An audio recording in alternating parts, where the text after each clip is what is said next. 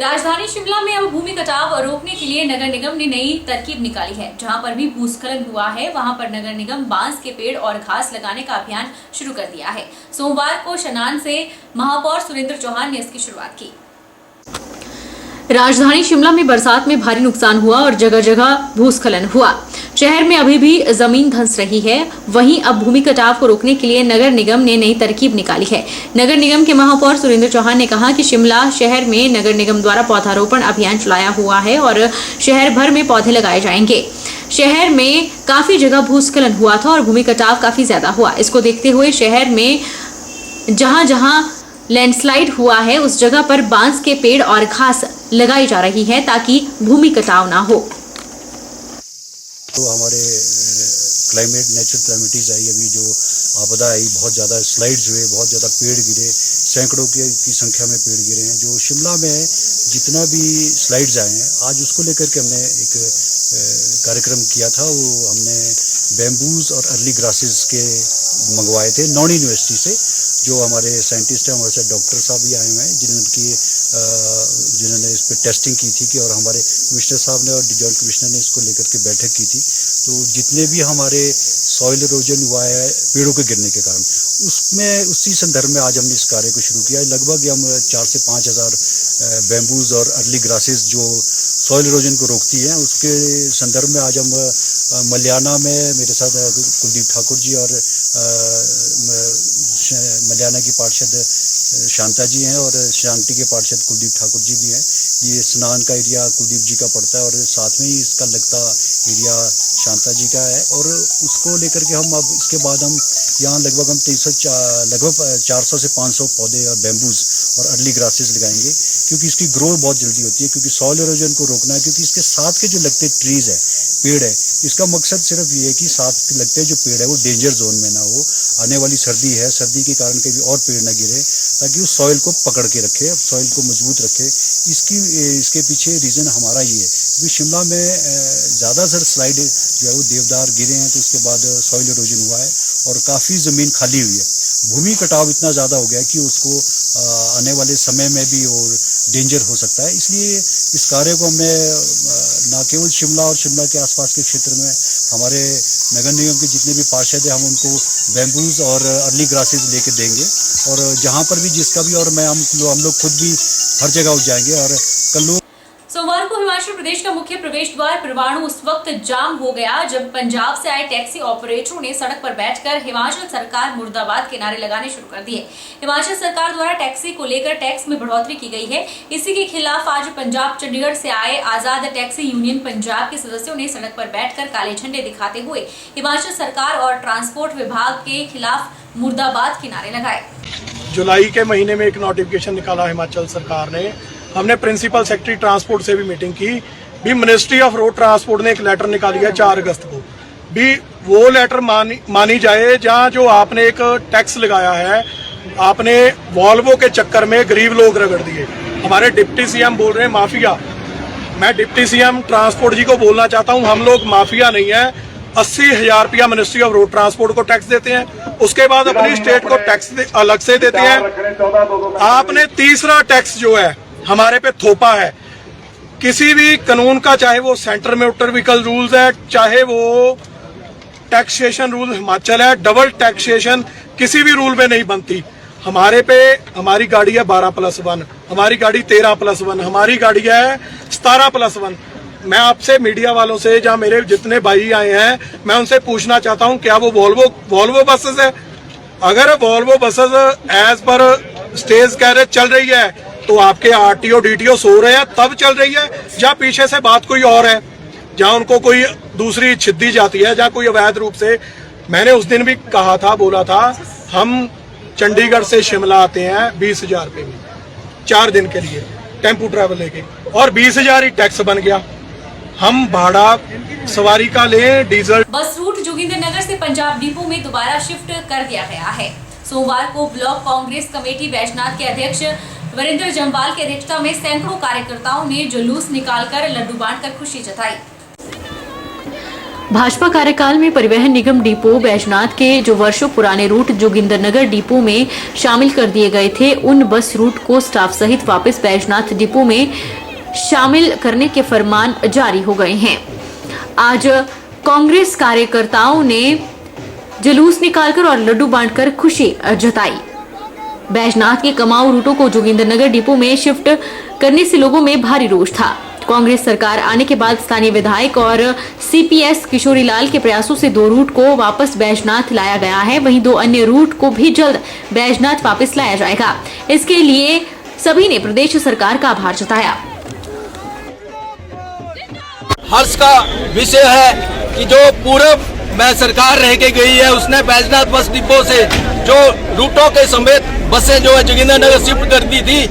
स्थानीय विधायक और सीपीएस श्री किशोरीलाल जी के प्रयासों से और यशस्वी मुख्यमंत्री ठाकुर सुखविंदर सिंह के आशीर्वाद जी से आज ये बसें जो है आज से विधिवत बैजनाथ से चल रही है। इसके लिए मैं प्रदेश सरकार का, सीपीएस महोदय का और साथ दिया था इस मुहिम को मुकम्मल करने के लिए। आज वो चीज मुकम्मल होके बैजनाथ से चल रही है। इसके लिए सारे इलाका वासियों, प्रदेश कांग्रेस और बैजनाथ कांग्रेस के सभी लोग जो है बधाई के पात्र है। मैं पुनः अभी जो रूट जो शिफ्ट हुए थे जोगिंदरनगर, कितने रूट वापस आ गए और कितने आने वाले हैं? 2 रूट अभी हमारे पास वापस आ गए हैं। तो एक जोगिंदरनगर गुड़गांव और एक जोगिंदरनगर हरिद्वार, और इसके अलावा हमारे एक बिलासपुर से आना है, परवाणु रूट है वो आना है, और चंडीगढ़ जो था 12 रूट हमने चला दिए। कितने एम्प्लॉय? गोविंद सागर झील बिलासपुर में वाटर स्पोर्ट्स गतिविधियां सुचारू रूप से करने के लिए जिला प्रशासन और अन्य विभागों की टीमों ने पर्यटन गतिविधियों को संचालित करने के गोविंद सागर झील लुहणू से लेकर मंडी भराड़ी 4 लेन पुल तक मोटर बोट के माध्यम से प्रैक्टिकल निरीक्षण किया। गोविंद सागर झील बिलासपुर में वाटर स्पोर्ट्स गतिविधियां सुचारू रूप से करने के लिए जिला प्रशासन, पर्यटन विभाग, बीबीएमबी, अटल बिहारी वाजपेयी पर्वतारोहण और संबंधित खेल संस्थान एवं Govind Sagar adventure and water sports association और अन्य विभागों के संयुक्त तत्वावधान में पर्यटन गतिविधियों को संचालित करने के लिए गोविंद सागर झील लुहणू से लेकर मंडी भराड़ी 4 लेन पुल तक मोटर बोट के माध्यम से प्रैक्टिकल निरीक्षण किया गया। Govind Sagar adventure and water sports association के प्रधान ने कहा कि मंडी भराड़ी 4 लेन पुल के पास बोट घाट और बोटिंग पॉइंट को वाटर स्पोर्ट्स एडवेंचर हब बनाने के लिए पिछले कई वर्षों से कार्य कर रहे हैं और इस जगह को नोटिफाइड करने के लिए कई बार प्रदेश सरकार और जिला प्रशासन बीबीएमबी से पत्राचार किया जा चुका है। उन्होंने उपायुक्त बिलासपुर आबिद सादिक हुसैन के प्रयासों की सराहना भी की, जिनकी सफल प्रयासों से जल्द ही गोविंद सागर झील बिलासपुर में पर्यटकों के लिए वाटर स्पोर्ट्स गतिविधियां शुरू करने की सैद्धांतिक मंजूरी मिल जाएगी। पंडित जवाहरलाल नेहरू मेडिकल कॉलेज चंबा के बायोमेट्रिक विभाग में इलेक्ट्रोलाइज एनालाइजर मशीन स्थापित की गई है, जिसे सोमवार को मेडिकल कॉलेज चंबा के प्राचार्य डॉक्टर एस डोगरा ने पूजा अर्चना के साथ विधिवत तरीके से स्थापित किया। पंडित जवाहरलाल नेहरू मेडिकल कॉलेज चंबा के बायोमेट्रिक विभाग में इलेक्ट्रोलाइज एनालाइजर मशीन स्थापित की गई है। मेडिसिन विभाग के विभागाध्यक्ष और प्रवक्ता Pandit Jawaharlal Nehru medical college Chamba doctor Pankaj Gupta ने कहा कि मशीन से LFT, RFT, uric acid, heart, kidney, sugar और लीवर इमरजेंसी इलेक्ट्रोलाइज टेस्ट सहित कई और तरह के टेस्टों की सुविधा लोगों को मिलेगी। आपको ये बड़ा हर्ष के साथ बताना चाहता हूँ कि पंडित जवाहरलाल नेहरू सरकारी मेडिकल कॉलेज चंबा में बायोकेमिस्ट्री विभाग में इलेक्ट्रोलाइज एनालाइजर मशीन की स्थापना की गई है, जिसका आज मेडिकल कॉलेज चंबा के हमारे प्रिंसिपल डॉक्टर SS डोगरा के द्वारा पूजा अर्चना के साथ विविध तरीके से स्थापित किया गया है। जो टेस्ट पहले बाहर किए जाते थे, बाहर होते थे, पेशेंट्स को हम बाहर भेजते थे, अब वो सीधे तौर पर यहाँ होंगे और निःशुल्क टेस्ट होंगे जो क्राइटेरिया हैं और उनकी रिपोर्ट सेम डे हमें मिलेगी। इस मशीन से हम LFT, RFT, uric acid, heart, kidney, sugar और लीवर के टेस्ट और इसके अलावा इमरजेंसी इलेक्ट्रोलाइट टेस्ट सहित और कई टेस्टों की सुविधा हम करेंगे और इसके अलावा और भी कई टेस्ट हैं जिनकी सुविधा इस मशीन से हमें मिलेगी और इसका यहाँ के लोगों को काफ़ी फ़ायदा होगा। हमारे यहाँ पे आज एक एनालाइज़र मशीन जो बायोकेमिस्ट्री की एडवांस मशीन है और उसके साथ साथ इलेक्ट्रोलाइट मशीन है, जिसमें हमारे शुगर के मरीज़ और हार्ट वाले पेशेंट के मरीज़ जैसा लीवर के और किडनी के टेस्ट, इसकी इमरजेंसी जो टेस्ट इलेक्ट्रोलाइट की होती है, सोडियम पोटेशियम टेस्ट करने की, जिसको मरीज़ को वो सामना करना पड़ता था, वो आज से हमारी सुविधा है, हमारे लैब में सुविधा हो जाएंगी। इससे मरीज़ को बहुत फ़ायदा होगा। ऋषि पराशर में मंगलवार से ऋषि पंचमी मेले का शुभारंभ किया जा रहा है। वहीं इस मेले के सफल आयोजन को लेकर इलाका उत्तरशाल और देव पराशर कमेटी बांधी ने एसडीएम सदर के साथ बैठक की। ऋषि पराशर में मंगलवार से ऋषि पंचमी मेले का शुभारंभ किया जा रहा है। ऋषि पंचमी मेले आयोजन को लेकर शूरन कमेटी पर लगे आरोप का कमेटी ने खंडन किया है।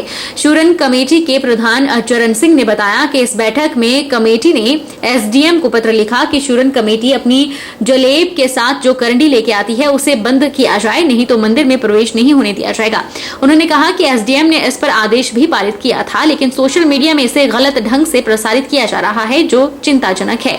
चरण सिंह ने कहा कि सोशल मीडिया में इस आदेश को लेकर कहा जा रहा है कि शूरन कमेटी ने देव गणपति भटवाड़ी और देव बरनाग के खिलाफ आपत्तिजनक टिप्पणी की है। उन्होंने कहा कि कमेटी इस बात का खंडन करती है।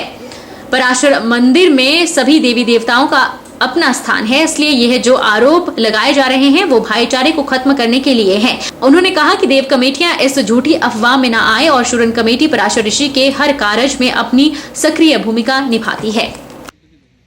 इसमें बांधी कमेटी ने एक आपत्ति दर्ज करवाई थी कि शून्य कमेटी से जो जलेब आती है उसके साथ करंडी आती है तो उसको रोका जाए। तो ये आयोजन बैठक आयोजन ही था, ये इनकी कंप्लेंट का एक सॉल्यूशन करने के लिए दोनों कमेटियों को बुलाया था एसडीएम महोदय ने, और उन्होंने दोनों पार्टियों को सुना और उसके बाद उन्होंने अपना जो ऑर्डर आदेश भी जारी कर दिए हैं। पर सोशल मीडिया पे कुछ शनौर के हैं या इलाका उत्तरशाल से हैं, हर देवता का अपना अलग महत्व है। ये जो ऋषि पंचमी की जाग है ये ऋषि पराशर की ही जाग है।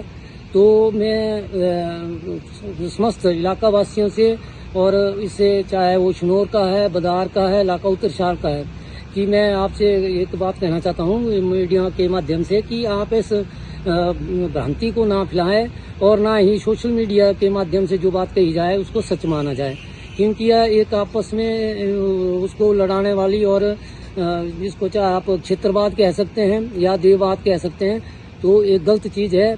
ऐसी कोई भी बात नहीं कही गई है कि गणपति जी और बरनाग जी का कोई महत्व नहीं है ऊपर।